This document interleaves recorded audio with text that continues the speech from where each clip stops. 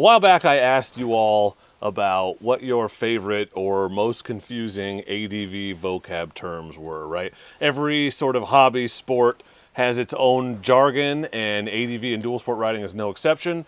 The part 1 video is done. It came out a month or 2 ago. It was all about terrain and riding conditions, so if you've ever wondered what someone means when they say something's gnarly, you might want to check out chapter 1 of this. Today we're talking about riding situations, techniques, and crashes.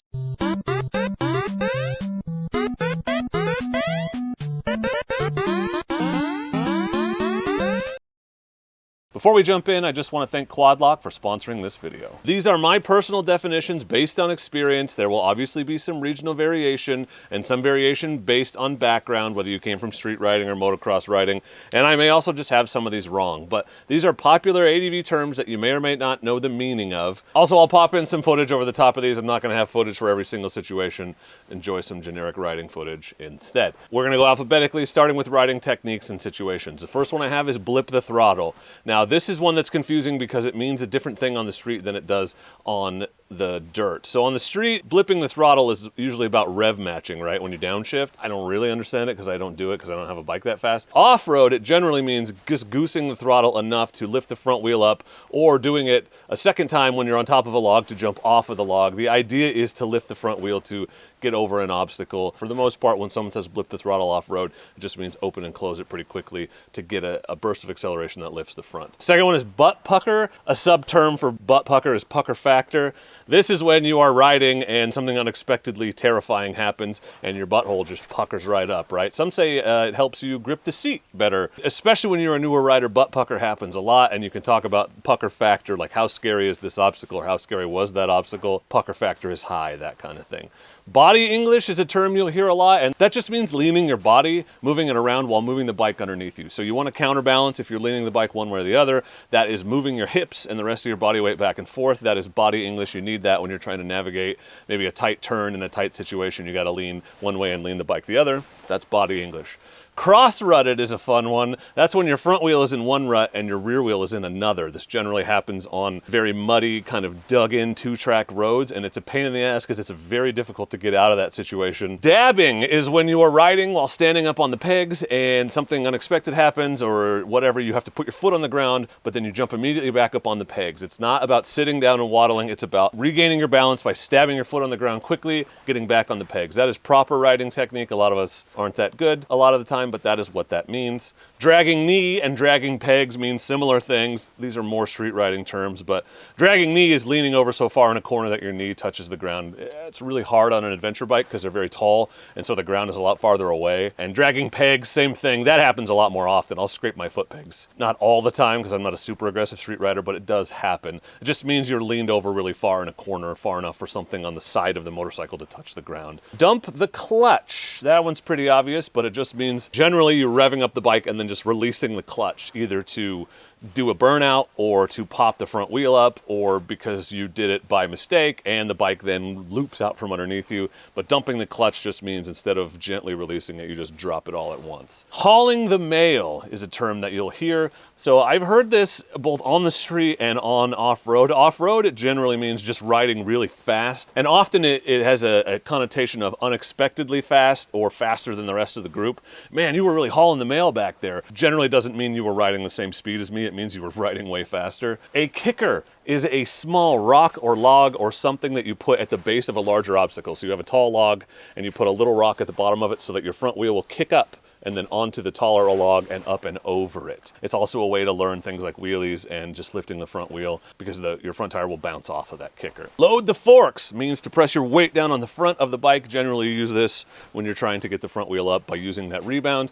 And similarly, load the suspension means you're more centered on the bike. This is the way you're actually supposed to do it, but you put all of your weight down on the center and both the front and rear suspension go down, and then you use the upward momentum to lift the front wheel of the bike or get over a difficult obstacle. Pinch flat happens when you run too low of a PSI in a tubed tire and you hit an obstacle. It compresses the tire and the tube will pinch up against the edges of the rim and put 2 little snake bite holes in your tube, and it's a pain in the ass, and it's why I never recommend running super low PSI on a tubed heavy adventure bike. Pop the clutch. Basically the same thing we just talked about with dumping the clutch, except it's more controlled. It's on purpose. It's just a pop and release.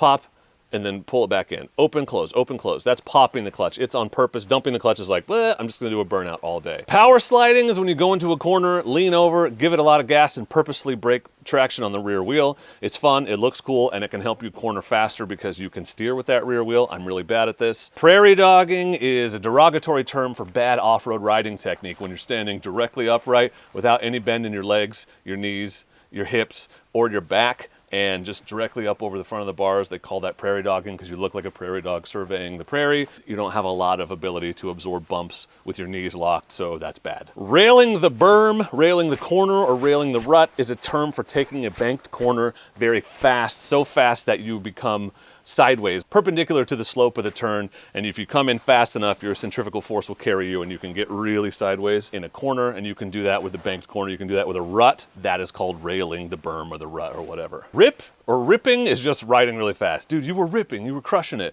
Not to be confused with RIP, which is when you ride really fast and then stop very suddenly. Roll on the throttle means to gradually open the throttle, not to just jam on the throttle. So when you come out of a tight corner, for instance, on the street, and you're leaned over, you roll on the throttle on the way out. You don't just open it all the way. Revs are another term for RPMs. That is how fast the inside of your motor is spinning. Send it, you'll hear this one a lot. It just means don't think about it, just do it. Just go, ignore the consequences. You may hear full send. The Canadian version of this is give or bud. I don't know exactly where this comes from, but the first place I ever heard it was Larry and Tyser. You guys know Larry and Tyser?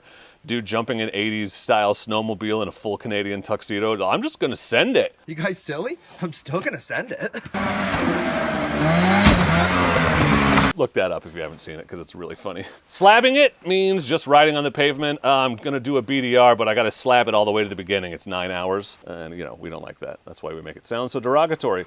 Slipping the clutch and feathering the clutch mean about the same thing, and that is just controlling your release of the clutch and trying to modulate it to stay in that friction zone. It's not all the way out, not all the way engaged, but that way you have a lot more control over slow speeds. Squirrely is when your bike is just wobbly or it feels out of control, whether you hit a loose surface or you just got kind of squirrely because you weren't using proper technique and the bike started to move in ways you weren't expecting. Stoppy is where you pull the front brake and get the rear wheel off the ground. Apparently, they used to call this an endo. I've heard some of the older riders call this an endo. Maybe that's a motocross thing. But when I hear endo, I think you pulled too much and went all the way over the bars. Let me know what you think in the comments. Target fixation is bad. It's when you are like, oh my God, a rock in the road, and then you keep staring at it and you hit it. You go where you look. So you need to not stare at the things you don't want to hit or you will hit them. A wheelie, that's obvious. A lot of throttle, front wheel comes up, but the rear wheel stays on the ground because otherwise it would be levitating. Wonky just means something isn't right. Maybe you forgot to tighten down your axle bolt. Maybe your chain is not exactly the right level of adjustment. Maybe there's a loose bolt somewhere on your handlebars, but the bike feels wonky. It doesn't feel right. So you got to figure out what that is. Waddling and waddle walking, another one that you'll hear a lot, and that is just I'm scared, this obstacle is scary, or it's just difficult terrain. I want to make sure I can get my feet down. So you just sit on the bike, spread your legs, and you waddle. You keep your feet on the ground and keep moving your feet to maintain your balance. You see this one a lot in sandy situations. WOT, aka WOT. WOT means wide open throttle. It just means give it everything it has. You might hear give it the beans. You might hear pin it to win it. You might hear the throttle is pinned. Those all mean the same thing, wide open throttle. When in doubt, throttle it out is some people's motto. You hear this one a lot, and it's true because off-road riding is kind of counterintuitive, and sometimes you'll be scared and you'll feel like you need to slow down, but the solution is to go faster, give it more throttle like in the sand or when you're halfway up a hill climb. The addendum to that is when in doubt, throttle out may not improve the situation, but it will end the suspense. You'll know what's happening one way or the other. So before we talk about crashes and terms for crashes, I want to talk to you about how to ensure that your phone is not separated from your bike when you decide to take a spontaneous soil sample. When riding on the trails or in the woods, navigation is key. For those of us who use our phones, it's important to have it visible and easily accessible at all times because you don't want to come to an unexpected crossroads and have to spend 2 minutes digging out your phone to figure out which way to go. Those of us who ride off-road need a phone mounting system that can stand up to the vibrations and rapid movements and also unscheduled dismounts that come with riding uneven terrain. I've personally been using the quad lock system for 8 years now. I've had it on every bike I have ever owned, from my humble beginnings on the CRF 250L all the way up to last year's BDR adventure on my KTM 790 adventure. The quad lock system has two parts. The first is a custom fit phone case for your specific model of phone. Quad lock has hundreds of options for all major brands, so they're sure to have a case for whatever's in your pants. The case features a slim profile and is durable and sturdy as hell. I drop my phone all the time, like twice yesterday. I wish I was kidding, and I've never had a single issue with the quad lock case. It has always protected it. So even though you're locked into this specific case, it's a good one and does a great job protecting your phone without being overly bulky or ugly. The second part of the system is the mount itself, which can be attached to the handlebars, crossbar, rear view mirror, fork stem bolt, brake reservoir cap, or a million other places. Once attached to the bike, the phone mount is quick and easy to use, but will hold your phone securely no matter what kind of terrain you're riding. The vibration dampener protects your phone's camera and other sensitive electronics from damage. I have never had a camera problem, and I've used quad locks on some of the most vibrating thumpers out there. Looking at you, KLR 650. With a wireless charging head, my phone is constantly at full power, even when leaving the navigation app open on the screen. Pop over to quadlockcase.com and use their interactive configurator tool to build the perfect mount and case setup for your bike and your needs.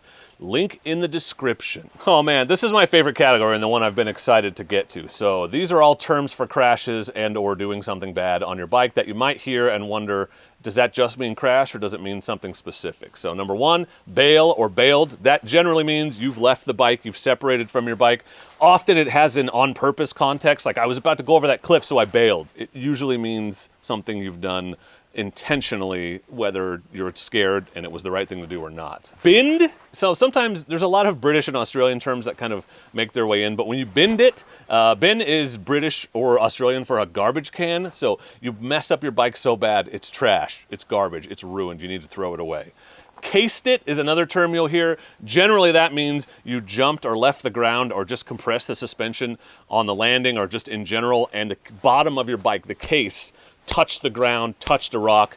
I came off that jump and I totally cased it. I landed incorrectly. A digger is generally when you crash off the bike. A lot of times it's when the front end kind of turns and slides, but generally a digger to me involves your face hitting the ground. You dug into the ground, right? You took a digger. Endo, like I said previously, to me means you pulled too much front brake and you went over the front of the bars. Some of the old school guys might say that's the same as a stoppie. Not to me. Front end washout is one you'll hear a lot, also known as tuck the front. And that is when you are leaned too far back on the bike and you try to take a corner and the front end, instead of getting traction and turning, just pushes forward and you crash and fall off. Had one of these on the NorCal BDR actually, which I didn't get on camera, but I've had a ton of those. Let's talk about get offs. A get off is a crash. You left the bike. It can be called an off. People might say you ate. They call it a bike nap. They say you're digging for gold. You say, oh, I ate it. Some call it an involuntary dismount or an unscheduled dismount. My Canadian friends, who may be putting me on because they like to do that to see if I'll put it in the video, and I will, said, put her into the rhubarb is one that may or may not be real. One way or the other, I'm going to use it, so it is real now. Soil inspection, soil sample, soil testing, that's a term for a crash. Spontaneous separation, a wipeout, and there's about 10 million other terms for crashing. So please, if you have one I haven't mentioned, I'd love to hear it. Leave it in the comments. The colorful vocabulary is one of my favorite things about ADV, dual sport, dirt bike, off-road riding. How to lay her down. All one word is a term you'll hear. It's more of a street riding term, but it generally is derogatory and refers to someone who saw a scary situation coming up and instead of staying on the bike, braking, trying to avoid it, they just decide to crash. They lay the bike down and slide with it. They had to lay her down. I had to lay it down. Although a lot of times you didn't have to, and that's not the safest technique. A big one I saw a lot of people asking about was high side and low side. What's the difference? It's pretty simple. A high side is where you get the bike sideways and then your wheels suddenly catch traction and it pops up and flings you off the high side of the bike. So if you're turning left, it's crashing over the right side of the bike, going up and over the bike, high side. That's bad. A low side is much better, and it's the opposite of that. It's when you go into a corner, you lose traction, and you fall under the bike. Generally, you fall off of it and it keeps going, or you just stay underneath it, but you go around a corner and you slide out. You lose traction and slide out. Low side, much better than high side because you're much closer to the ground. You don't fly as far through the air, but that's the difference. Another term you'll hear a lot is nailed it. It's almost 100% sarcastic. Like, I'll get up, ride through a real chunky section, have to sit down and waddle and barely make it, and I'll turn around and go, nailed it, which means I did not, in fact, nail it. Ragdoll is a good one. That's where you're thrown from your bike up into the air and you fling about in the air like a ragdoll. Those are bad because you generally hit the ground and are not like bracing for it, so it's pretty serious crash. You have to go pretty fast to ragdoll. Road rash is when you slide on the pavement, obviously, so you fall off the bike and slide and scrape all your gear off and all your skin off.